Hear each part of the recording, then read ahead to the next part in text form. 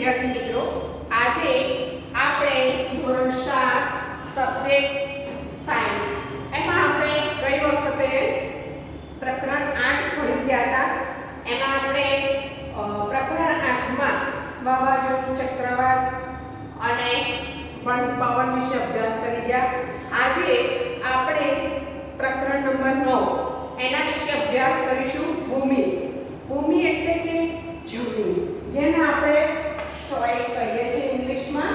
તો ભૂમિ, હવે આ જે ભૂમિ છે એના વિશે વાત કરીએ તો આપણે જોયું છે કે ભૂમિ એ આપણને કુદરતી મળેલી વસ્તુ છે. તો એ જે ભૂમિ શું કામમાં આવે છે? તો એ વનસ્પતિ ઉગે છે એના મૂળને ઝકડી રાખે છે. પછી બીજું કે પાણી, વરસાદનું જે પાણી ભૂમિમાં સંગ્રહ થાય છે એનો આપણે ઉપયોગ કરીએ છીએ. અને બીજું કે જે ભૂમિ છે, જે જમીન છે એના ઉપર ખેડૂત શું કરે છે? ખેતી કરે છે. અને ઘણીવાર તમે માફ કર્યું હશે કે જ્યારે વરસાદ પડે છે ત્યારે આપણે જે જમીનમાંથી જે આપણને સુવાસ આવે છે, સુગંધ આવે છે માટીની, એ બધાએ માણી હશે. હવે વિદ્યાર્થી મિત્રો, તો આ જે ભૂમિ છે, જમીન, એના વિશે આપણે જોઈએ તો વિદ્યાર્થી મિત્રો તમે જોયું હશે કે નાના બાળકો હોય છે ને એમને માટીમાં રમવું વધારે ગમે છે. બરાબર? કેમ કે માટીમાં એમને મજા આવે. તો આ જે જમીન છે એ આપણને જીવન આપે છે. બરાબર? તો આપણા જીવનનો જે ભરપૂર સંપૂર્ણતા શાનાથી છે? જમીનથી, ભૂમિથી. તો ઘણીવાર એ પણ જોયું હશે કે જમીનમાં રમવું બધાને ગમે અને જમીન વિશે બધા જાણે છે. જમીન તમે દરેક જગ્યાએ અલગ અલગ પ્રકારની જોઈ હશે. તો જમીન અલગ અલગ પ્રકારની જોવા કેમ મળે છે? કારણ કે કુદરતે વિવિધતા આપેલી છે. તો આપણે પ્રવૃત્તિ 9.1 એના વિશે જોઈશું. તો એમાં આપણે પ્રવૃત્તિ 9.1 છે એમાં આપણે નમૂના લેવાના છે માટીના. તો આ જે 9.1 પ્રવૃત્તિ છે એમાં માટીના જે નમૂના છે એ આપણને અલગ અલગ માટી વિશે માહિતી આપે છે. કારણ કે આપણે દરેક જગ્યાએ એક સરખી માટી જોવા મળતી નથી. તો વિદ્યાર્થી મિત્રો, આપણે બગીચામાં બધા રમવા જઈએ છીએ. બગીચામાં તમે જોયું હશે તો ત્યાં આગળ જે માટી મળે છે એ માટી જો લઈએ તેમાં આપણને ઘાસ, કીડી, મકોડા, નાની જીવાત હોય એવા બધા આપણને મળે છે. બરાબર? બીજું, રસ્તા, જ્યારે આપણે રસ્તા પર ચાલતા હોઈએ ને તો એની આજુબાજુની જે માટી તમે લેશો ને વિદ્યાર્થી મિત્રો, તો આપણને એ જે માટી હોય છે એ માટીની સાથે બીજું ઘણું બધું જોવા મળે છે. જેમ કે વનસ્પતિના સૂકા પાંદડા પડેલા હશે. પછી રસ્તાની આજુબાજુ માનીને કે કંઈક રસ્તો બન્યો હશે ને તેને કોન્ક્રીટ હશે, નાના નાના પેલા કપચીના એવા મળશે ટુકડા. પછી પ્રાણી કોઈ મરી ગયું હશે તો એમ કદાચ કંઈક કંકાલ હશે કે કંઈ પણ જોવા મળે છે. પછી જ્યાં બાંધકામ ચાલતું હોય, જ્યાં કન્સ્ટ્રક્શનનું કામ ચાલતું હોય, જે ત્યાંનું માટી લાવો ને તો ત્યાં તમને રેત જોવા મળશે. કારણ કે ત્યાં શું હોય? રેત અને સિમેન્ટ મિક્સ કરીને ચણતર કામ થતું હોય છે. તો એ સિવાય ત્યાં આગળ અલગ અલગ પ્રકારના જે નાના કાંકરા આવે છે, નાના મોટા કપચી ટાઈપના મોટા એવા બધા અલગ અલગ પ્રકારના આવે છે. તો એ પણ અંદર જોવા મળે છે. હવે વિદ્યાર્થી મિત્રો, તો આ આપણને માટી આપણે જે જગ્યાએથી લઈએ છીએ, દરિયા કિનારે જઈએ ને તો દરિયા કિનારે શું હશે? રેત હશે. અને આમ હાથમાં લેશું તો સરી પડશે. નદી કિનારે પણ એવું હશે. પણ ત્યાં આગળ શું હશે? નદી કિનારે, દરિયા કિનારે જે પ્રાણીઓ હોય છે ને કંકાલવાળા, એના કંકાલ પડેલા હશે. નાની નાના શંખ, નાની કોળી, એવા દરિયાઈ પ્રાણી કે નદીમાં રહેતા પ્રાણીના કંકાલ પણ આપણને સાથે જોવા મળે છે. એ પ્રમાણે બગીચાની જમીન લો, રસ્તા ઉપરની લો, ખેતરની લો. ખેતરમાં લો તો ત્યાં તમને જે પાક હશે ને એના જે અમુક અવશેષો રહી ગયા હશે એ, અને સેન્દ્રિય પદાર્થ, ખનિજ તત્વો આ બધું જોવા મળશે. હવે સુકાઈ ગયેલા પાંદડા વગેરે. તો વિદ્યાર્થી મિત્રો, આપણને આ જોવા મળે છે. બીજું, હવે ઘણીવાર એવું થાય છે કે આપણે આ જે રોડ, બગીચા, એની જે માટી લીધી ને એમાં શું થાય છે? ઘણીવાર રોડની જે માટી લો છે ને એમાં તમને પ્લાસ્ટિકના ટુકડા, પોલિથીનની બેગ જ જોવા મળશે અત્યારે. કારણ કે પ્લાસ્ટિકનો ઉપયોગ એટલો બધો છે કે બધા જાતા ફેંકતા હોય છે, તે પણ માટી સાથે પોલિથીન પ્લાસ્ટિક એ જમીનના પ્રદૂષક કહેવાય, કારણ કે જમીનને પ્રદૂષિત કરે છે, એટલે જમીનના ભૂમિના પ્રદૂષકો કહીએ છીએ. હવે વિદ્યાર્થી મિત્રો, તો એ પોલિથીન ને પ્લાસ્ટિકમાં આ રીતે કરે છે, જમીનને પ્રદૂષિત કરે છે. એટલે શું થાય છે, કચરો, બધા રસાયણો, જંતુનાશક પણ આપણે નાખતા હોય છે, ખેતીમાં પાક લેતા હોય ત્યારે નાખતા હોય, ઇવન રહેતા હોય ઘરમાં ત્યારે નાની જીવાત હોય તો એ માટે પણ જંતુનાશક દવાનો છંટકાવ કરવામાં આવતો હોય છે ચોમાસામાં. તો આ બધા શું કરે છે, જમીનને પ્રદૂષિત કરે છે. હવે તમે જોયું હશે ખેતરની માટીથી રમકડા બનાવી શકાય, તો બનાવી શકાય. ચીકણી માટી હોય તો બનાવી શકીએ, કારણ કે ચીકણી માટીમાં તમે જે રમકડાનો આકાર આપી શકો એ આપી શકાય છે, એટલે બનાવી શકીએ. હવે ભૂમિની રૂપરેખા, તો વિદ્યાર્થી મિત્રો આપણે જોઈએ કે એક પ્રવૃત્તિ છે 9.2. તો પ્રવૃત્તિ 9.2 માં તમે જોયું હશે વિદ્યાર્થી મિત્રો, આ રીતે તમને ગ્લાસ આપેલો છે અને એ ગ્લાસમાં આ રીતે તમને જે ગ્લાસ આપેલો છે એ ગ્લાસમાં તમે જુઓ નીચે આ રીતે બતાવેલું છે, બરાબર. તો નીચે બધી કાંકરીઓ બેસશે. શું બેસશે? કાંકરીઓ બેસશે, માટીમાં રહેલી જે કાંકરીઓ બેસશે. પછી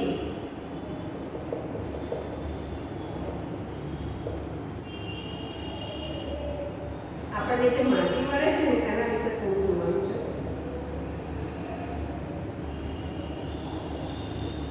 આ પ્રવૃત્તિ 9.2 એ આપણને એક સૂચવે છે કે કઈ રીતે આપણે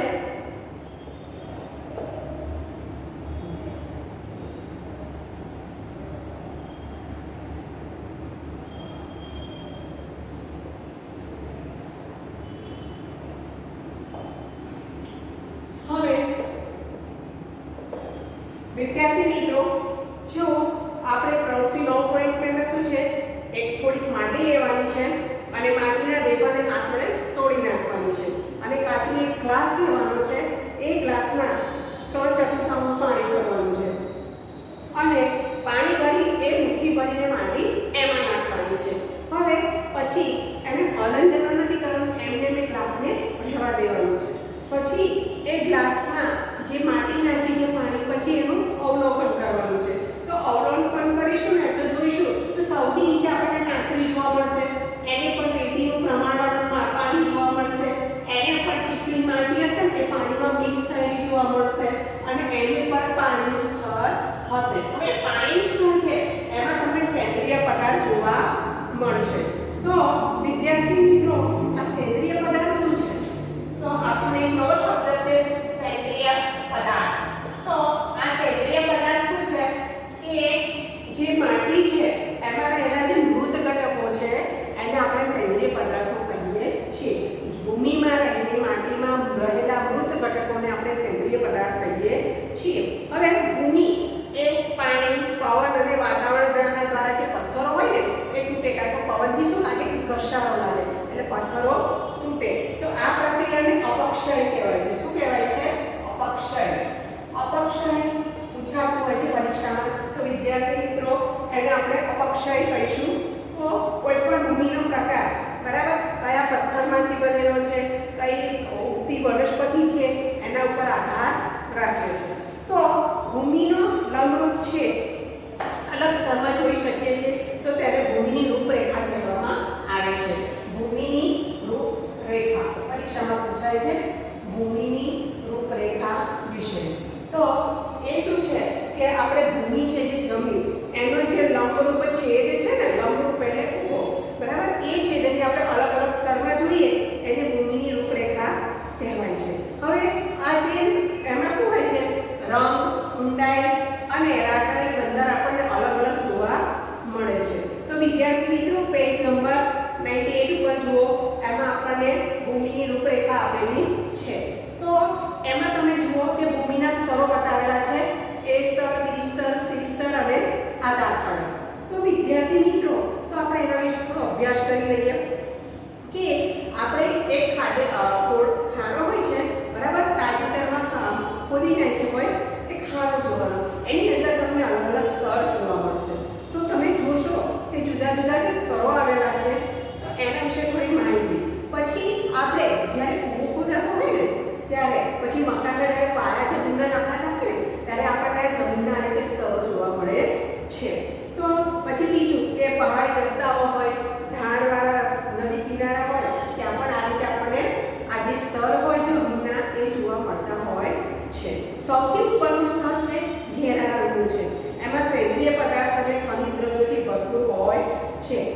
ભૂમિને ફળદ્રુપ જમીન કહેવાય કે જ્યાં સેન્દ્રિય પદાર્થ અને ખનિજ તત્વો રહેલા હોય એ ઉપરના સ્તરને આપણે એને શું કહીએ છીએ કે જમીનને શું બનાવે છે ફળદ્રુપ, અને જે વનસ્પતિ ઉગે છે એને પોષક દ્રવ્યો પૂરા પાડે છે.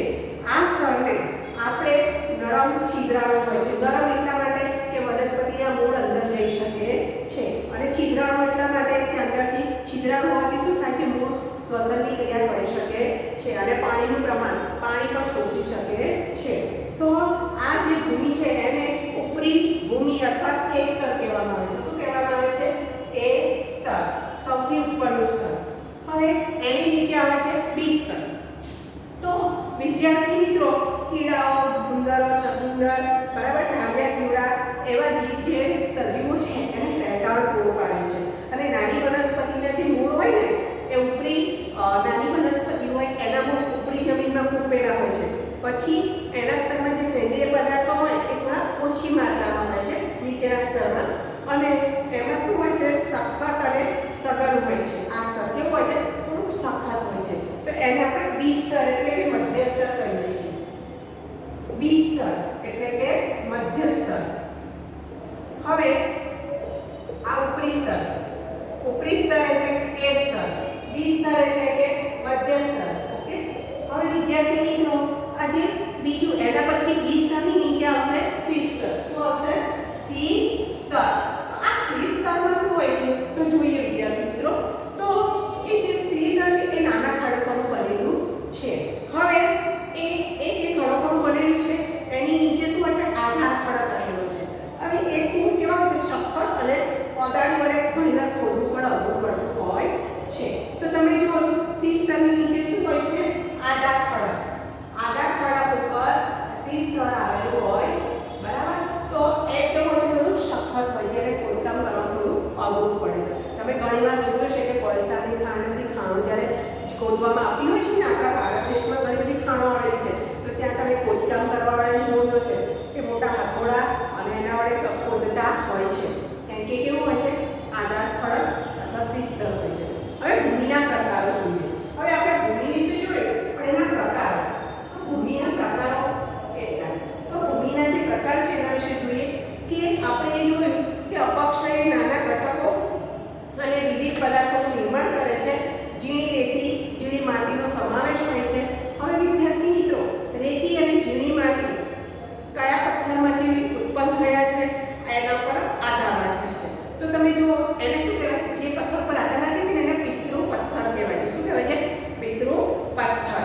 હવે વિદ્યાર્થી મિત્રો, કે પથ્થરના ઘટકો અને સેન્દ્રિય પદાર્થના મિશ્રણને ભૂમિ કહે છે.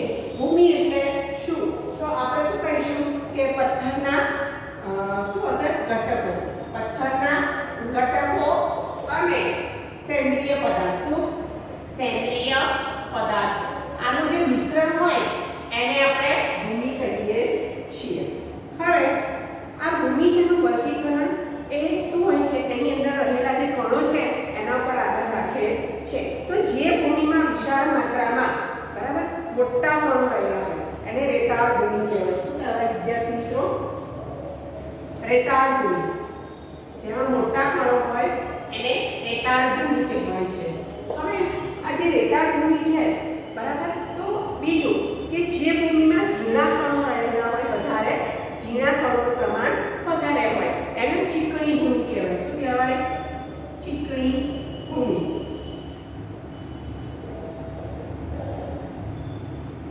આને ચીકણી ભૂમિ કહીશું વિદ્યાર્થી મિત્રો. પછી જે ભૂમિમાં મોટા અને ઝીણા કણો બંને રહેલા હોય એને ગોરાળુ ભૂમિ કહેવાય. શું કહેવાય? ગોરાળુ ભૂમિ. હવે વિદ્યાર્થી મિત્રો, આપણે ભૂમિ વિશે જોયા. રેતાળ ભૂમિ, ચીકણી ભૂમિ અને ગોરાળુ ભૂમિ. હવે ભૂમિમાં આ જે કણોનું કદ છે એ ભૂમિની ગુણવત્તા ઉપર આધાર રાખે છે. આપણે કોઈ વસ્તુ લાવીએ ને એની ગુણવત્તા પણ જોતા હોઈએ છીએ. તો એના પર ખાસ અસર જોવા મળે છે કે રેતીના કણો ખૂબ જ મોટા હોય અને એકબીજા સાથે ગાઢ રીતે જોડાયેલા હોતા નથી. કારણ કે મોટા કણો વચ્ચે શું હોય? હંમેશા તમે જોયું છે આ રીતે જ્યારે મોટા મોટા કણો હોય ને એની વચ્ચે શું આવે? આ રીતે ગેપ રહેલી હોય એટલે એનું બોન્ડિંગ ઓછું હોય. હવે વિદ્યાર્થી મિત્રો, અવકાશ ખાસો જોવા મળતો હોય છે અને એ અવકાશમાં શું હોય?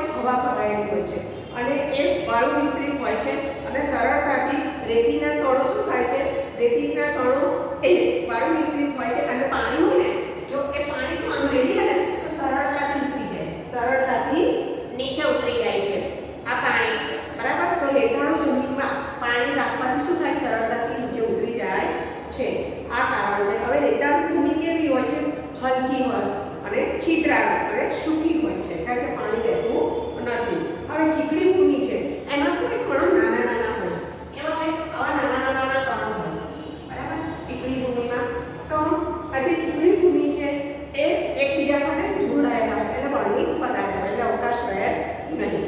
એટલે શું થાય કે આ ચીકણી ભૂમિ છે માટી, એની અંદર નાની જગ્યામાં શું હોય, પાણી ભરાઈ રહેતા હોય છે અને ચીકણી માટીમાં ખૂબ જ ઓછી હવા હોય અને એ વજનમાં કેવી હોય, ભારે હોય. કેવી હોય, વજનમાં ભારે હોય છે અને કારણ કે એ રેતાળ ભૂમિ કરતાં વધુ પ્રમાણમાં પાણી રોકી રાખે છે. તો ચીકણી માટી હોય છે એમાં પાણી વધારે રહેતું હોય છે. હવે વનસ્પતિની વૃદ્ધિ, વનસ્પતિની વૃદ્ધિ માટે જમીન કઈ ખાસ અગત્યની, તો ગોરાળુ ભૂમિ. કેવી, ગોરાળુ ભૂમિ. આ જમીન એ વનસ્પતિની વૃદ્ધિ માટે અગત્યની છે. હવે એનું કારણ જોઈએ કે આમાં શું હોય છે, રેતી, માટી અને અન્ય પ્રકારના ભૂમિના કણો અંદર રહેલા હોય છે. બીજું એને આપણે કામ પણ કહીએ છીએ. તો આ કામ શું હોય, નદી કાંઠાના હોય ને જમીન, ત્યાં આ કામ જોવા મળતો હોય છે અને એનું કદ રેતી અને માટીના કણોની વચ્ચેનું હોય છે.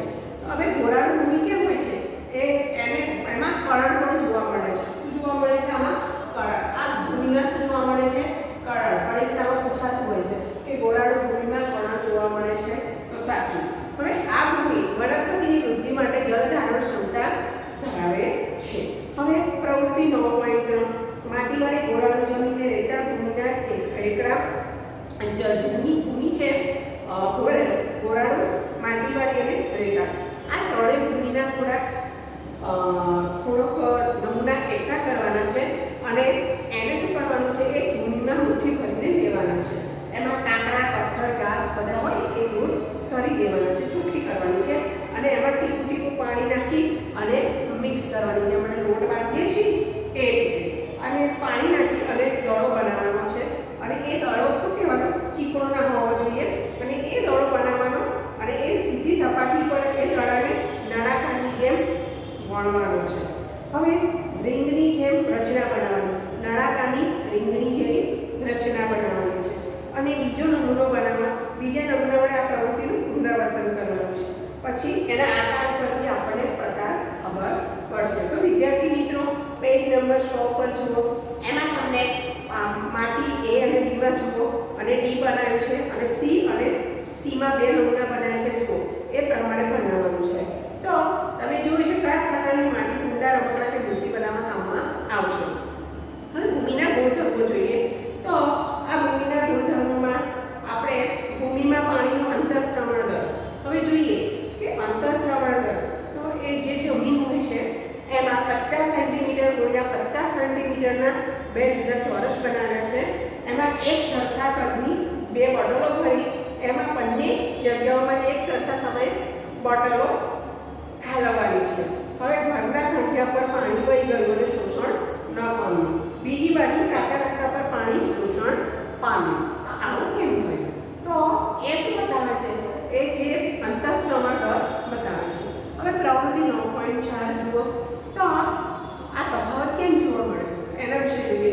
તો 3 ટીમ બનાવવાની છે, A, B, C અને ભૂમિમાંથી પાણી કેટલું ઝડપથી નીચે જાય છે એ જાણવા માટે.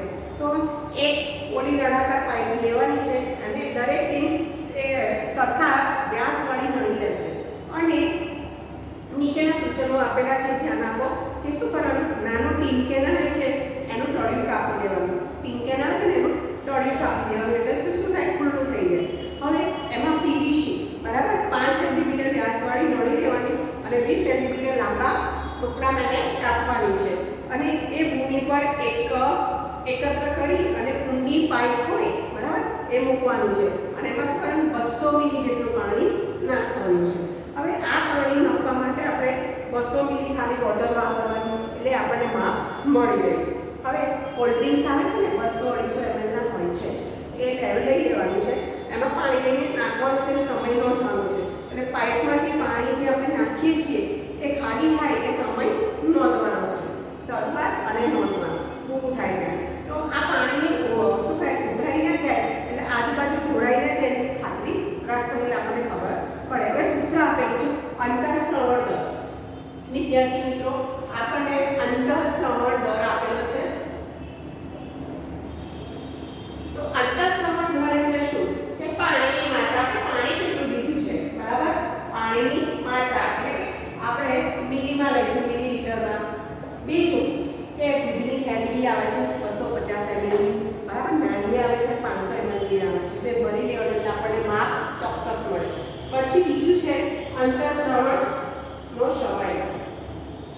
અંતઃશ્રવણનો સમય એટલે કે મિનિટમાં લેવાનો છે કે કેટલી મિનિટ. તો આપણને શું મળશે, જે અંતઃશ્રવણ દર છે બરાબર એ મિલી પર મિનિટમાં મળશે. શું મળશે, મિલી પર અને મિનિટમાં. હવે વિદ્યાર્થી મિત્રો ગણિત અને વિજ્ઞાનમાં કોઈ પણ વસ્તુનો જવાબ લો એની પાછળ એકમ આવતા હોય છે, એ ખાસ રાખતા યાદ રાખવાનું. તો અંતઃશ્રવણ દર મિલીલીટર પર મિનિટ એના પર માપવામાં આવતો હોય છે. તો એ પ્રમાણે 300 મિલીના અંતઃશ્રવણ માટે 20 મિનિટ લેતા હોય છે. તો આપણે જોયું કે અંતઃશ્રવણ દર બરાબર 200 ml આપણે પાણી લીધું હતું, તો આપણે અહીંયા લખીશું 200 ml. અને બીજું શું છે, કેટલો ટાઈમ લાગ્યો, 20 મિનિટ લાગ્યો, તો નીચે શું લખીશું 20 મિનિટ. હવે જો 20 એકા 20 બરાબર, તો 10 ml મિલીલીટર પર મિનિટ બરાબર. આપણો જવાબ આવશે 10 મિલીલીટર પર મિનિટ. હવે ભૂમિમાં ભેજ, ભૂમિમાં ભેજ એટલે કે જમીનમાં પાણી રહેતું હોય છે, તો એના વિશે થોડું જોઈએ.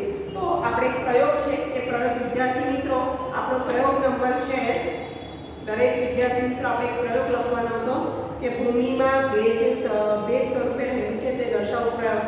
પ્રયોગ નંબર 9, પ્રયોગ નંબર 9 લખવાનો છે. એમાં આજની તારીખ લખી દો. પ્રયોગ નંબર 9, આજની તારીખ 3/10/2020. હવે વિદ્યાર્થી મિત્રો એમાં સાધનો લખવાના છે. ઉત્કલન નળી જે આપણે પ્રવૃત્તિ 9.8 માં આપ્યું છે બરાબર, તો સાધનોમાં લખશો ઉત્કલન નળી. પછી બીજી શું જરૂર પડે છે, બંસન બર્નર ગરમ કરવા માટે, બંસન બર્નર એની જરૂર પડે છે. અને એ સાથે સ્ટેન્ડ લેવાનું છે કે સ્ટેન્ડ ઉપર આપણે નળીને ભરાવી શકીએ. અને ભૂમિનો નમૂનો, પદાર્થમાં લઈશું ભૂમિનો નમૂનો. હવે વિદ્યાર્થી મિત્રો આપણે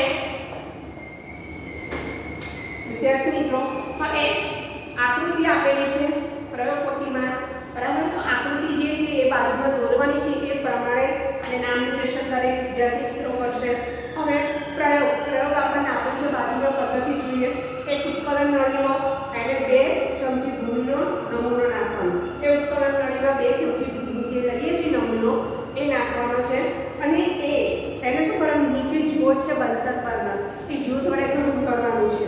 તો થોડી વાર પછી આપણે ઉત્કલન નળી છે એનું અવલોકન કરીશું. તો અવલોકનમાં લખીશું આપણને અવલોકન શું મળે, તો જ્યારે બંસન બર્નરથી ભૂમિના નમૂનાને ગરમ કર્યું તો આપણને અવલોકન થયું. તો આપણે એ જોયું કે જે ઉત્કલન નળી છે બરાબર, ઉત્કલન નળીની ઉપરના ભાગમાં, ઉત્કલન નળીના ઉપરના ભાગમાં પાણીના ટીપા બાજેલા જોવા મળે છે. અવલોકનમાં આપણને આ જોવા મળ્યું. હવે વિદ્યાર્થી મિત્રો પછી આપણે નિર્ણય લખીશું કે નિર્ણય શું આવ્યો. તો આપણો નિર્ણય આવ્યો કે ભૂમિને જે નમૂનો હતો એને ગરમ કર્યો, આપણને ટીપા બાજેલા જોવા મળે. એના પછી શું થયું કે ભૂમિમાં ભેજ, જે ભૂમિ છે એમાં ભેજ સ્વરૂપે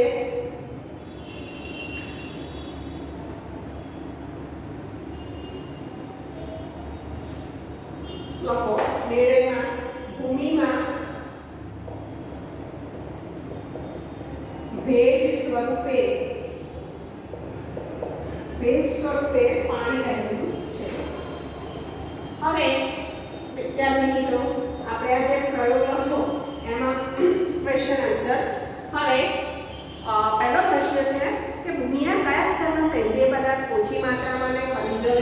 માત્રામાં હોય છે તો આવે છે પી, એટલે કે પી સ્તર અને આન્સર છે